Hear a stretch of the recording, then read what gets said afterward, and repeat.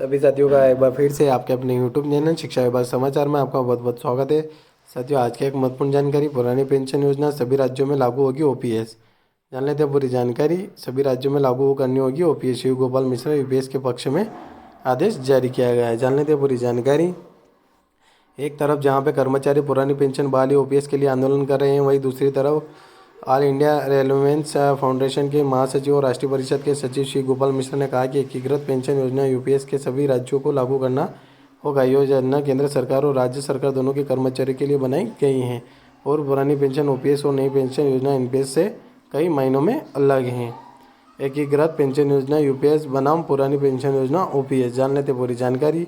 Parameter: पुरानी pension योजना OPS, एकीकृत पेंशन योजना यूपीएस। अंशदान: कर्मचारियों को कहीं अंशदान नहीं करना पड़ता है, कर्मचारियों को 10% अंशदान करना होगा। न्यूनतम पेंशन: न्यूनतम पेंशन 9,000 रुपये है। न्यूनतम पेंशन 10,000 सुनिश्चित है। 12 महीने की औसत बेसिक का 50% पेंशन।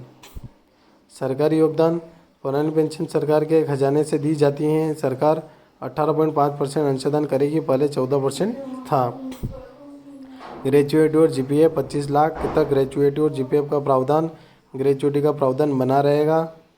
महंगाई राहत डीआर: हर 6 महीने पे महंगाई राहत का भुगतान, महंगाई राहत दी जाएगी। यूपीएस और एनपीएस के बीच अंतर। पैरामीटर: नई पेंशन योजना एनपीएस और एकीकृत पेंशन योजना यूपीएस। अंशदान: 10% कर्मचारियों, 14% सरकार का योगदान। 10% कर्मचारियों, 18.5 सरकार का योगदान। पेंशन की गारंटी: सेवानिवृत्त के बाद सुनिश्चित पेंशन की गारंटी नहीं, न्यूनतम 10,000 और महंगाई राहत की गारंटी। शेयर आधारित योजना: पेंशन शेयर बाजार में निवेश पर आधारित, पेंशन सुनिश्चित राशि पर आधारित, 12 महीने की औसत बेसिक्स का 50%। टैक्स और महंगाई राहत: एनपीएस टैक्स के दायरे में और डीआर नहीं मिलता, टैक्स छूट और डीआर का लाभ मिलता है। यूपीएस की प्रमुख विशेषताएं: पूर्ण पेंशन के लिए सेवा अवधि घटाई गई।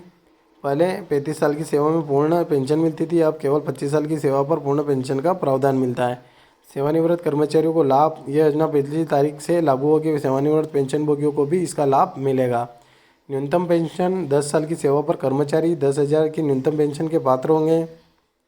12 महीने की औसत बेसिक का 50% पेंशन मिलेगा। महंगाई राहत: पेंशन में महंगाई राहत डीआर जोड़ी जाएगी, जिससे रिटायर्ड कर्मचारियों को महंगाई के प्रभाव से सुरक्षा मिलेगी। श्री गोपाल मिश्रा की मुख्य बातें: सभी राज्यों को एकीकृत पेंशन योजना यूपीएस लागू करनी होगी, क्योंकि यह योजना देश भर के कर्मचारियों के हित में है। केंद्र और राज्य सरकार को यह योजना पुरानी पेंशन योजना ओपीएस और नई पेंशन योजना एनपीएस के विकल्प के रूप में लागू करनी चाहिए। यूपीएस के तहत कर्मचारियों और पेंशन के लिए निश्चित पेंशन सुनिश्चित की गई, जो एनपीएस की अस्थिरता को समाप्त करती हैं। तो आशा करता हूँ वीडियो पर अच्छा लगा। किस प्रकार यहाँ पे ओपीएस यूपीएस को लेकर बड़ी जानकारी आपके सामने बता दी गई है। मिलते हैं नेक्स्ट वीडियो में। जय हिंद, जय भारत।